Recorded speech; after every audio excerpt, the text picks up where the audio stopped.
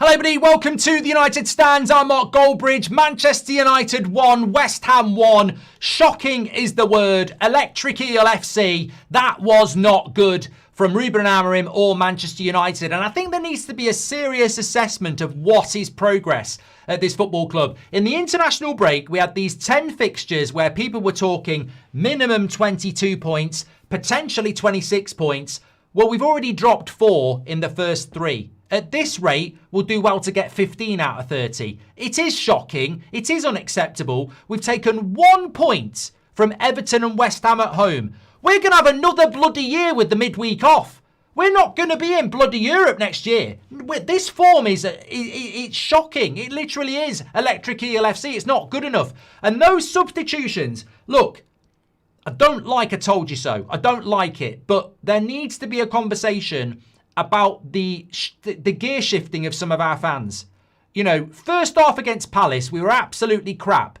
We get a couple of set pieces and everyone's going, oh, you know, stop being so negative, stop being so negative. And I said after the game, the only reason we beat Palace is because they played on Thursday night and they were dead on their feet. Even Amorim admitted it. Oh, no.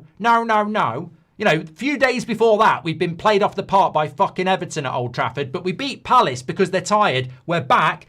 And then against West Ham, we put in another shit performance. The reality is, we are what we are. We're crap. I look at Barada, I look at Wilcox, I look at Sir Jim Radcliffe, and I say, change the bloody record of positivity, because I don't see any bloody progress. We're crap. We're playing really crap. The last good game we played was Brighton, and that's because Brighton let you play. Forest, we were shit. Spurs, we were shit. Everton, we were shit. Palace, we were shit. And tonight, we were shit. We're playing really bad.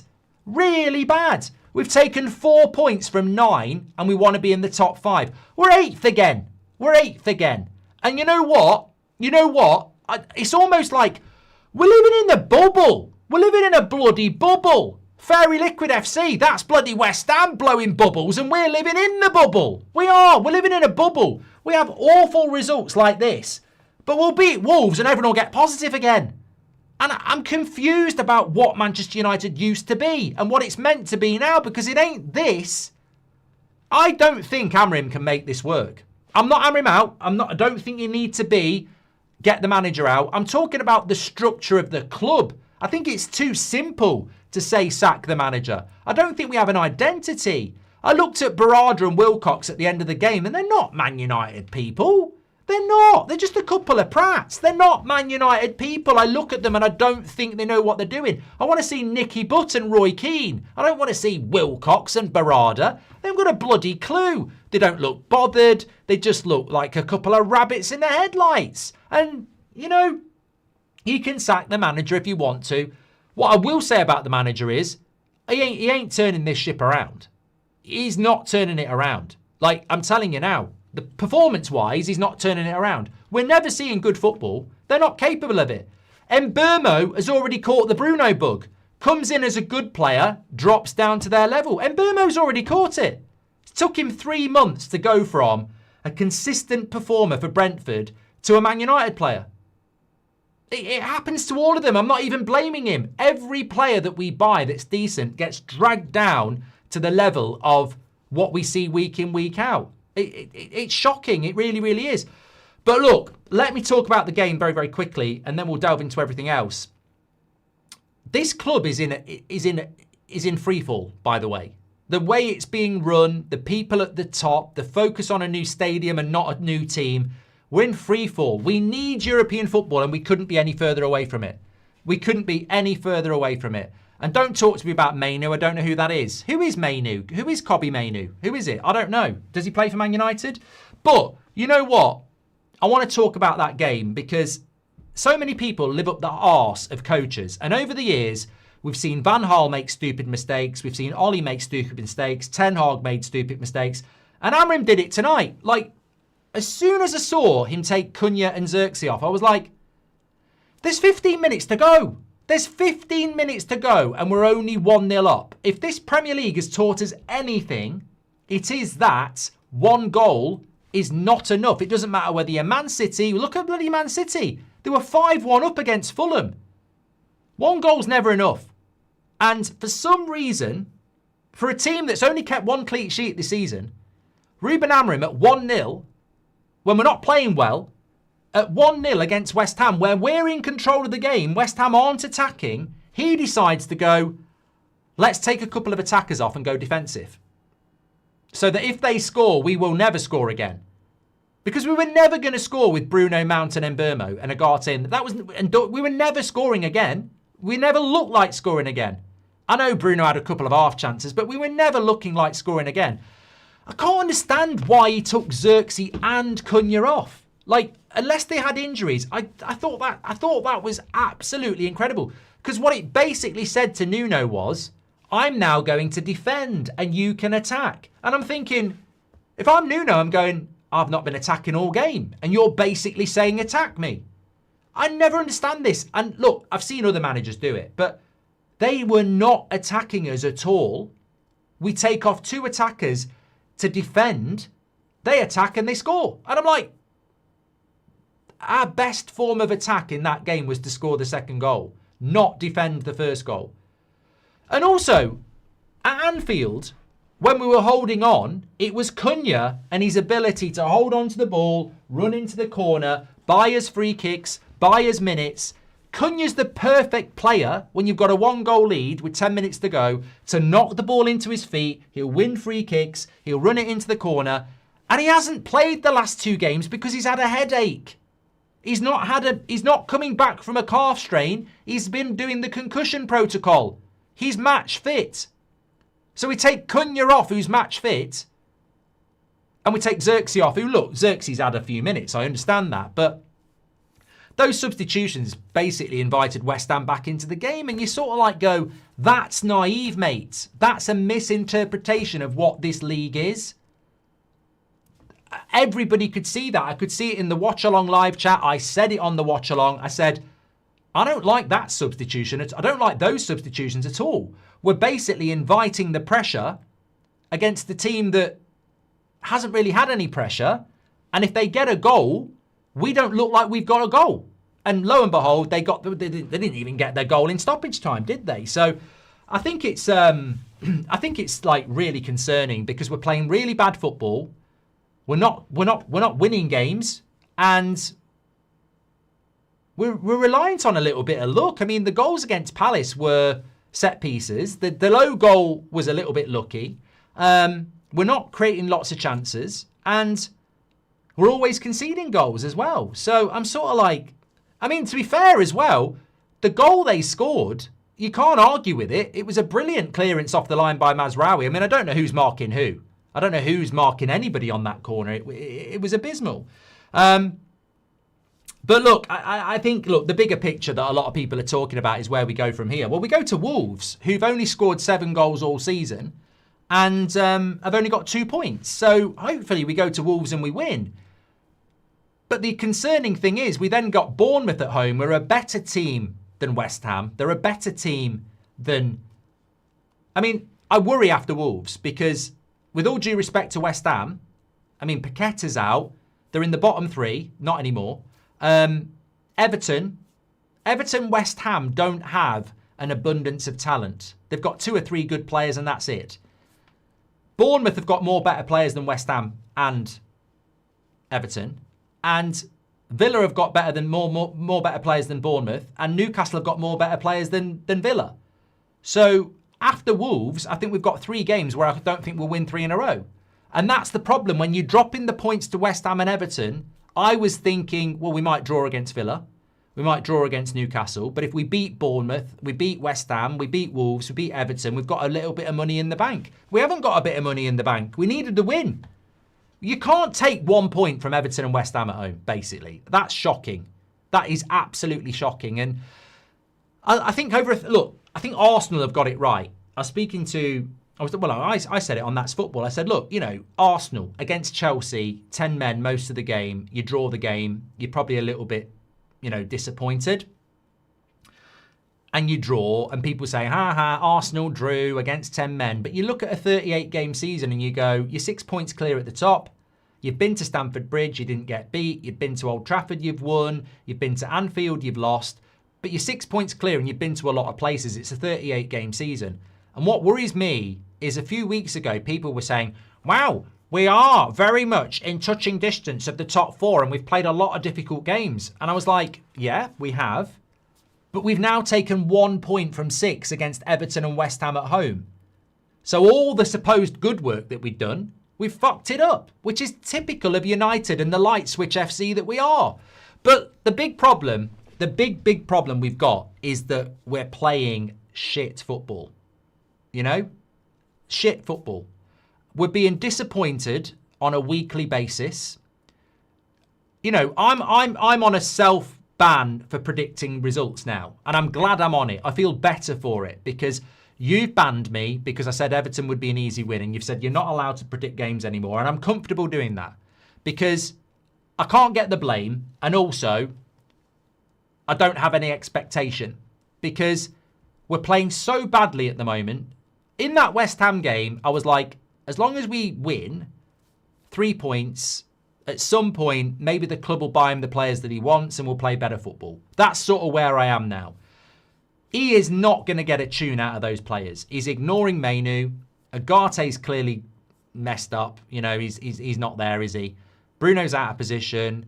Casemiro is, coming towards the end of his career. You know, Dalot is not really a bloody left wing back, is he? Let's be honest. It's a mess. The whole team is a mess. I mean, I'm looking at the goal here for West Ham.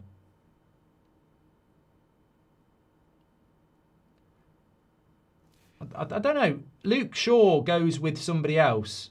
I mean, nobody's even marking the guy. He wasn't actually being marked. He stood on the edge of the 6-yard box and nobody actually marked him. I thought somebody'd left him. He was actually just unmarked the whole time. Incredible. Incredible. Absolutely incredible. But yeah, the big problem we've got at the moment is that the football is crap. Like, you look at that performance today, and I'm trying to remember. The first 25 minutes, all you've got is long ball. Then for 20 minutes, we start playing short ball, and we looked okay. Then in the second half, we sort of fused the two. And what we did by fusing the two is confuse everybody. I don't know what we are doing. What are we doing in training all week? Because for 20 minutes, we're in a long ball. Then we're playing short passes. You've got Dalot doing long fucking throws to West Ham players as well, which are, I don't know why some of you don't have a problem with Dalot chucking the ball from both sides of the pitch. It doesn't fucking work. It worked once. He's done about 1 million long throws. It's boring. It's shit. It's embarrassing. We're playing like Stoke and we're getting results like Stoke. And we're Manchester United, basically. That's what's happening. And you can put a different label on it, but that's probably, as disappointed as I am and as confused as I am, I think you always want to label something. I think we're playing like Stoke under Pulis and we're getting shit results. Well, Man United shouldn't be playing like Stoke and they shouldn't be taking 1 point from Everton and West Ham at home. So something's got to change. Something's got to change really, really quickly. Now, I know what I would change. I would change my fucking midfield so I can get the ball through the midfield into the feet of Cunha. I mean, there's nothing more disappointing in the world of football than buying a player like Cunha and then not playing the ball into his feet. I mean, that is absolutely vomit-inducing. But he's got to change the way he's playing. This Bruno Casemiro midfield doesn't actually work. It forces us to hit long ball. And the reason we hit long ball, by the way, I saw it in the first half. I don't think it's even because we don't necessarily want to play long ball. What happens is the back three get the ball. The midfield is overloaded because we're playing a back three instead of a midfield three. So the ball's in the back three. The midfield's overloaded with West Ham players. Casemiro and Bruno, well, Bruno's not a midfielder and Casemiro's too slow. So they don't move to create space. The attacker goes to the ball.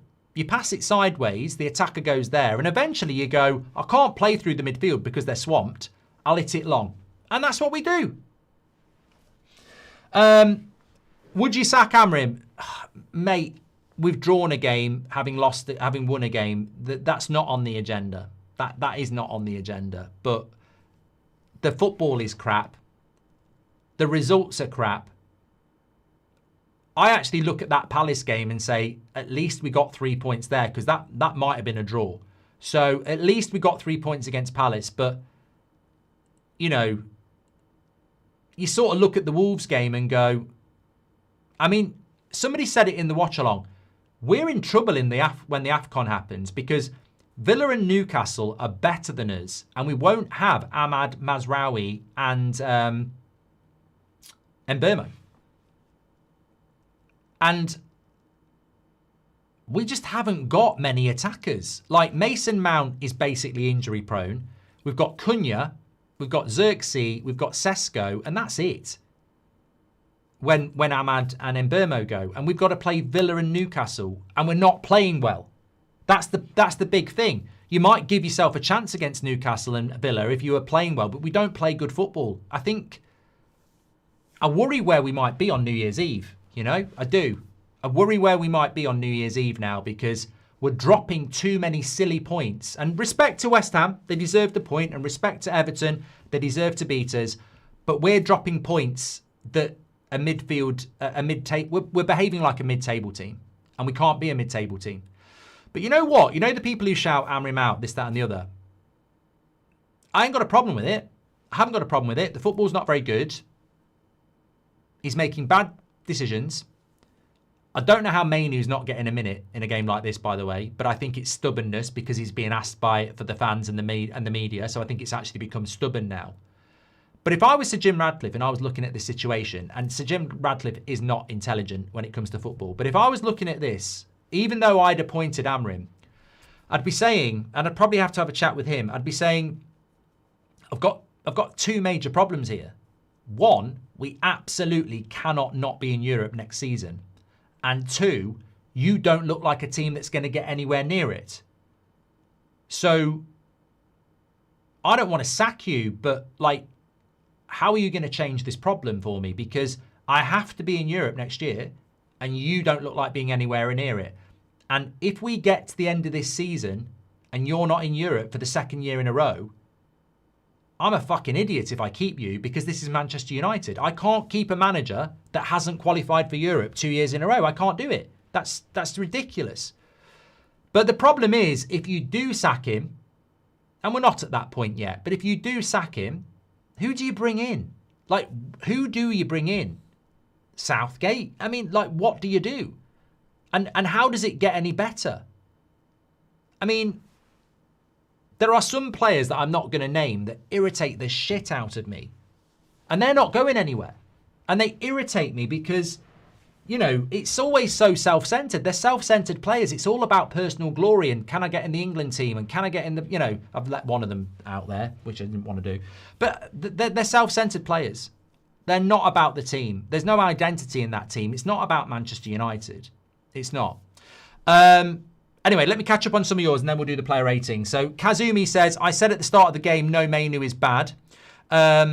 Driving Hoyland out with this attack is criminal, says Muntasar. I mean, I don't, you know what? I was never going to mention that, so I'll give you a shout out. But Rasmus was willing to stay and fight for his place, and United removed him. I mean, was that just financial? I cannot understand.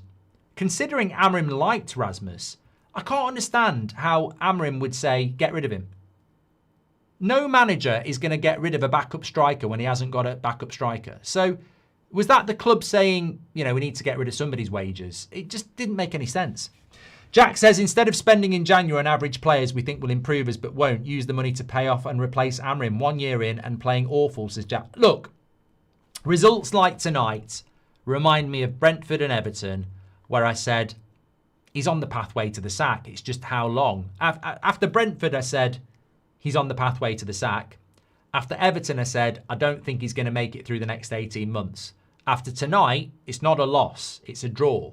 So I would say, this is why I don't think he's going to get through the next 18 months. Because I don't think he is. Like, I look at Aston Villa under Emery, in a very short period of time, they were playing good football and they were winning. I look at Sean Dyche at Forest, in a very short period of time, they're playing his way and they're winning. So I look at Man United and we're playing shit football. We're using a crap player to launch long throw-ins into the box. I cannot overstate how bad that looks to an institution like Manchester United. Like Real Madrid and Barcelona and Bayern Munich would watch Man United and go, why are they launching long throw-ins into the box? What has happened to that football club? Now, if you're doing that, but all around it, you're playing good football and you're winning 4-0, you'd put up with it. But that's a big part of our game, to launch rocket launcher throws into the box and hope it flicks in. This is not acceptable. I'm sorry, I might be totally on my own here, but tonight I am christening Manchester United Stoke FC, and I'm saying, who in our fan base is happy with this? Who in our board is happy with this? I see Delo with the towel and I cry inside. I'm like, we are playing abysmal football and we are basically, every opportunity we can, getting a guy that's not good enough to start to launch a throw-in into the box. And the hilarious thing is, we didn't even have anybody that was capable of getting on the end of it. Because we didn't have anybody good in the air in the attack today. Madness. And that's the tactics that we're watching as fans. We've had a bad 10 years. We've had some bad times. But I don't think it's ever been this bad in relation to style of football. You know, you can criticise Ten Hag, you can criticise Ollie and his counter-attacking football, Mourinho and his defensive style, Van Gaal and his madness. But I don't think we've ever seen such shit football in the last 10 years. It is long ball, it is long throw-ins, it is set-piece FC. It is abysmal. And performance doesn't matter if it's Crystal Palace because you've won. And everybody sweeps it under the carpet because winning is all that matters. But if you're not going to win games, you know, you're going to get called out. And I don't know who can defend this style of football. It's abysmal. I don't need to swear. I don't need to rant. It's like watching Stoke. And I'm very proud of what Manchester United is. I'm very proud of the videos my granddad showed me from the 60s and the 70s and the early 80s. And I'm very proud of what I've watched from the late 80s to about 10 years ago. We are an institution. We have a style of play. We should not be drifting away from it. Do you think Barcelona are going to abandon their style of play under a new manager to chuck long throw-ins into the box? Do you think Bayern Munich are going to abandon what they're all about to hit long balls and long throw-ins? Why have we done this? Why have we done this? Should have bought a midfielder instead of Cunha, says Keegan. No, we should utilise Cunha for what he is. Cunha's no good bird watching. There's no point watching the bloody ball fly over his head into his feet. But we haven't got midfielders to do that. Cunha's a waste of space if you're not going to use him properly. Anyone who understands what Amrin is doing is probably insane. Even against Palace, the sun on Henderson's face. Amrin reminds me of Van Gaal. I hate that I'm seeing the club dying, says Pelimo. I've got to get into your comments before we do player ratings. Terrible from Amrin taking Xerxes off. He's 6 foot plus and was helping us defend set plays well. It was an amateur change, says LJ. Agate looks like he's got out to play soccer, says Yusuf. I mean, Agate's in this position now where every time he comes on, we're conceding goals. Pengas says, whether players aren't good enough or are, fact remains that they are professionals and have a job to do. Beating Liverpool, Chelsea, Palace, then dropping points to relegation fodder shows this club and team lack direction, says Pengas. 3-4-3 and Amrim's holding us back and you talk long throws, says Zona. Well, it's part of his tactics, mate. You know, you're slagging off 3-4-3 and Amrim holding us back, and you've literally just mentioned something that's part of the thing you're criticising. Mojo's in the house. He says, Mark, tactics aside, I don't see any player who's improved. Even Cunha and Mbeumo are getting dragged down in standards. We're no better than we were last season. And you know what, Mojo? That is like an echo, because the same thing happened with Ten Hag. When it started to go wrong, people were saying, who's he actually improved? We're saying it about Amrim now. I don't think that's even a manager thing. I think that's a culture thing. I think it's impossible to improve players at this football club because it's happened with Ten Hag, it's happened with other managers, and yet the Ineos strategy is to buy teenagers. We are the worst club to buy, you know, it's like Ronald McDonald saying he's going to breed cows to show them to win rosettes. You're not. You're going to put them in a bloody burger, mate. Be honest. I'm not Amrim out. I'm indifferent. We are crap, says Dat Boy. BJ says, be honest, you know he's not the right man.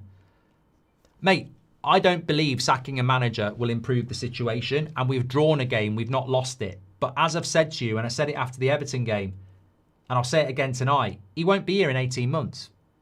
He won't be here in 18 months unless something drastic changes, because if he's going to keep relying on these players, and look, you know, look, this needs to be said as well, right?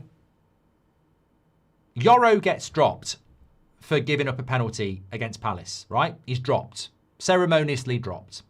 Dorgu has been dropped and publicly criticised. Mainu can't get on the team, right? So Mainu, Yoro, Dorgu, right? Whatever you think about them, they all have an average age of 20. Consistently not part of my plans, right? Delo, Shaw, Casemiro, Bruno. All experienced players who've sacked multiple managers, playing every opportunity he can. Amrim can do what he bloody well likes, but what message does that send? I am going to stick with experienced players that have sacked multiple managers and don't even play that well, and I'm going to neglect young players that could be part of our future. So we don't even know what the plan is, because the plan is very short term. So basically you've got this weird cocktail of short-term selections on players that have got no future, bad football, and bad results. That is a cocktail for a sacking, mate. Unfortunately, you've got short-term players that people don't even trust, bad performances and bad results. And unfortunately, you could argue that we're in a better position when Mourinho got sacked. We were in a better position when Oli got sacked. And we were in a better position when Ten Hag got sacked. The system isn't the problem, but I hate it, says Jack. I'm not Amrim out, but I've been seeing a lot lately. I must agree that Amrim's in direction contention with a lot of the values of the club. 3 back, 3, selling Cobby, not going for the win in Fergie time, says Blake. He's not going to change, Mark, so he needs to go, says Shaw is not 6 foot. Jamie, welcome to the Members Club. Thank you very much. Ruben playing this counter-attacking football. Give us Deitch instead. At least he got the balls to play with 4 instead of 5. We need an extra midfielder, says Chuck. Look, what I will say is Wolves on Monday night isn't as straightforward as you think. I think we'll probably win, but it's not a given. I was watching their game against Forest last night on Multiview. They're competitive. If they could put the ball in the back of the net, they could get a point out of us. So it's not a given that we'll go there and batter them 3 or 4-0. I mean, I hope we do, but if we're and I tell you what, if by some miracle they beat us, that's not a good look, you know? No second yellow to Wan-Bissaka. VAR is extended for the World Cup, says Kazum. Look, Wan-Bissaka was man of the match. He was best player on the pitch, but he should have been sent off. Having said that, we'd have only had about 3 minutes to score against 10 men, and we couldn't do it for 70 against Everton, so I don't think it makes a massive difference. Amrim's so stubborn and has no credit to back it up, says Gideon. If these owners don't sign a midfielder in January, I don't see us finishing higher than 8th, says Aylis. I don't blame the players. How can you change an entire back 3 and expect to don't concede goals? It's madness, says Richie. Long shot deflections only get you so far, says Daffit. Don't think Amrim knows what he's doing, says Glenn Castle. Compare United squad to his Sporting squad. It's worse, says Ryan. These players must take accountability. How you go ultra defensive and concede from a set play, says CM. The worst thing about that goal, the worst thing about that goal from West Ham is that every corner they'd taken was shit, and then the one that was decent, we can't defend it. We didn't hold that lead that long. Shocking, says Showtime. The ref was shite. He signals that he'll add more time during injury time, but doesn't. Clear bias decisions. Where was Wan-Bissaka's second yellow? I think the referee being shit is something very separate. We can't use that as an excuse. We can't. There's nothing about that referee performance that cost us the win today. Like, that's on us. Andy says 10 years of shit. You pressured the club to sign Dorgu when we could have waited for Altnouri, and you're doing it again with the Gallagher talk. Who is this idiot? Who is this idiot? I didn't even know we were signing Dorgu. We were meant to be signing Mendes. It's got nothing to do. You're wasting my time. You're wasting my time. What are you talking about? Nobody likes to sack a manager, but now is the time. Too much doubt for too long. We can still salvage a decent spot in the league with the manager bounce, and Cobby can play. Continues to rely on Shaw and Delo like Ollie and Ten Hag, says Luke. Keel says, if Amrim doesn't succeed, I'd consider Carrick or McLaren or both, says Keel. Yoro literally leaves the guy alone, Mark. That's twice Yoro has cost us points, says FedEx.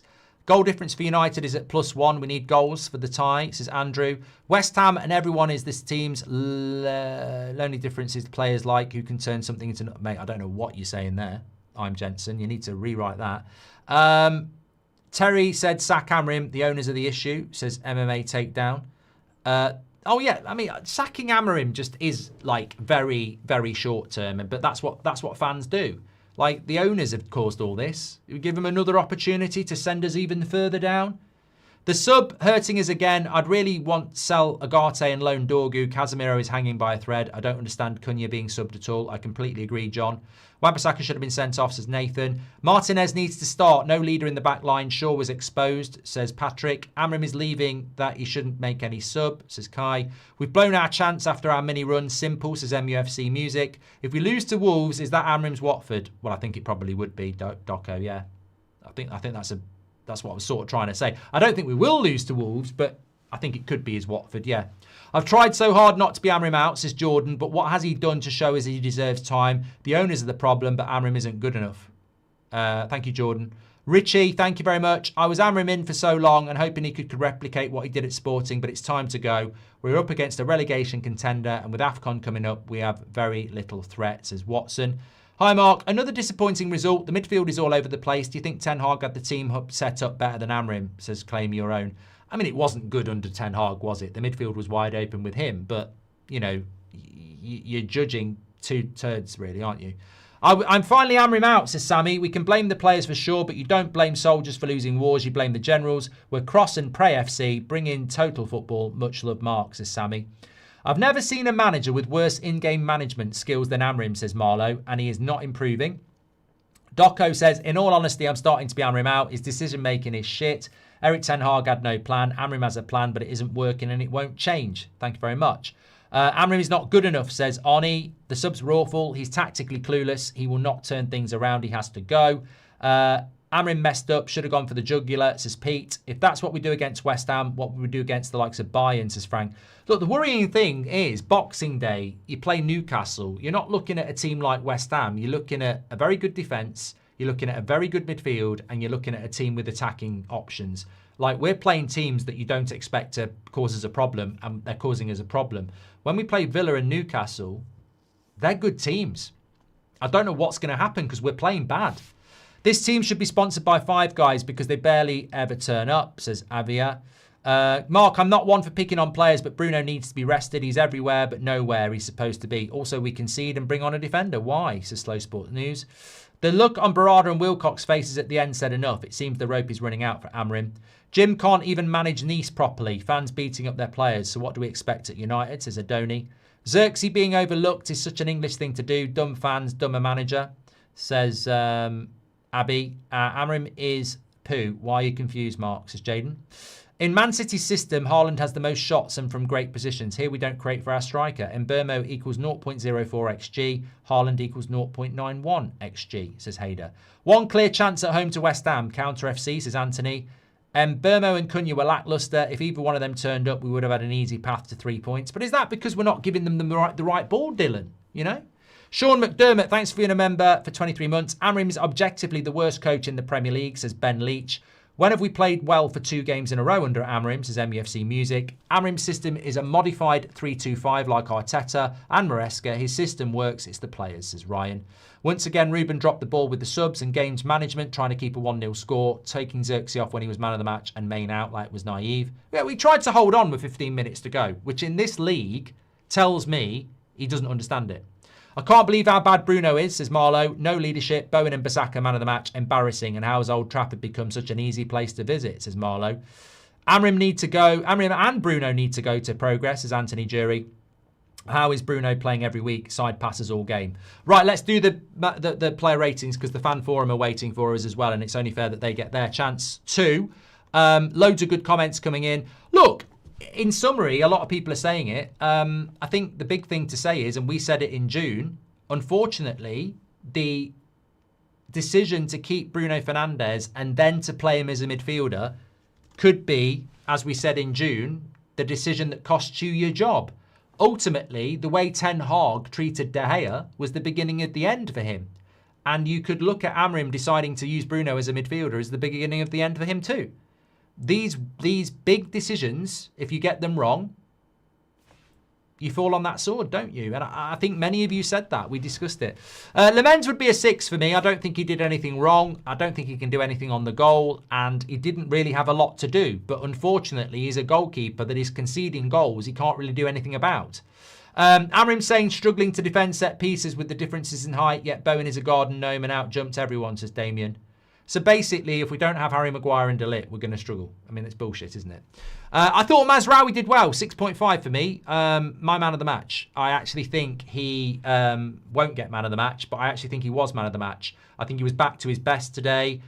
He was our best defender. And, you know, he did so well to try and stop that goal. But unfortunately, we decided to unmark somebody in our own 6-yard box.